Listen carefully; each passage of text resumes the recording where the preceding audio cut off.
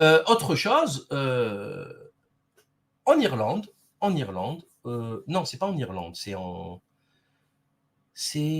alors c'est où? Bon, l'affaire Stephen Ireland secoue la communauté LGBTQ+, XYZ.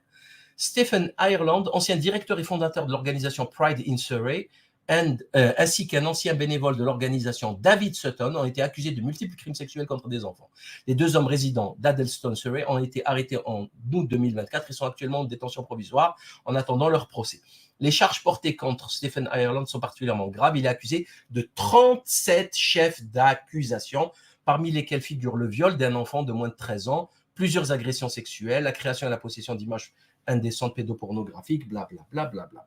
Vous voyez, moi, je me méfie comme de la peste de ces activistes. Vous savez, ceux qui font les cools, les rigolos, les trucs associatifs. Vous savez, je me méfie d'eux comme de la peste. Ça rappelle, vous savez, ça rappelle qui?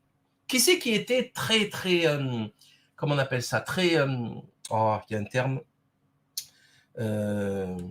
exubérant. Ouf, je ne sais pas d'où je l'ai sorti, le mot, mais j'ai fait un effort là. Là, maintenant, il faut que je fasse un effort pour retrouver l'autre. L'autre abruti de Jimmy Savile, le Britannique, le présentateur télé pour enfants, émission pour enfants, et qui violait pendant 50 ans. Pendant 50 ans, il a violé des enfants handicapés dans leur lit d'hôpital. C'est un monstre. Il a détruit des centaines de vies. Et pareil, la même exubérance, les couleurs, il met des costards, toutes les couleurs. Moi, ça me dégoûte, ça me débecte. J'aime pas ça. J'aime pas ça. J'aime les gens normaux. Voilà. Truc normal. Il a rien à. Voilà, les mecs avec tout plein de couleurs, qui veut faire le sympa. Lui, je me méfie de lui. Voilà. C'est comme ça. Il y a trop de cas qui démontrent que j'ai raison. D'ailleurs, justement, je voulais vous présenter cette émission de géopolitique profonde de Borowski qui a invité Maître d'Anglehan. Je vous invite vraiment à aller la voir. Elle est sur YouTube, elle est sur Twitter, etc. Parce que lui, il est impliqué dans ça, parce qu'ils lui ont pris l'ASE lui a pris son gosse, et il vous explique comment ça fonctionne. Ah, je vous jure, mais c'est un truc. D'ailleurs, on va l'interviewer bientôt, Maître d'Anglehan. C'est pas possible. Enfin, pour une famille, par mois, prend 6 500 € pour un enfant.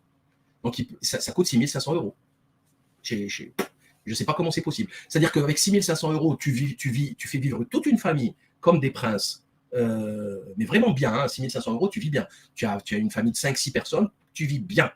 Là, c'est pour un enfant. Pour un enfant, il y a quelque chose qui cloche. Okay, il y a vraiment quelque chose qui cloche. D'ailleurs, un des derniers articles du Canard enchaîné, c'est pas la semaine dernière, je crois que c'est la semaine d'avant, en plein JO, l'une des plus petites administrations de France a été secouée. La direction de la protection judiciaire de la jeunesse, la DPJJ, chargée d'encadrer, de recadrer 20 000 jeunes placés en centre éducatif fermé ou suivis en milieu ouvert pour avoir écopé de condamnation, compte moins de 10 000 agents, dont 2 000 contractuels. Et voilà que le 31 juillet, la DPJJ a annoncé qu'elle se passerait des services de près de 500 de ses contractuels. Motif, il n'y a plus d'argent dans les caisses. La faute, entre autres, aux primes JO, Jeux Olympiques de Paris, non budgétées accordées par la DPJJ à ses agents d'Île-de-France, restés sur le pont, et au ministre de l'économie, etc. Blablabla. Voilà où on en est dans ce pays de tarés, de psychopathes. Ah non, mais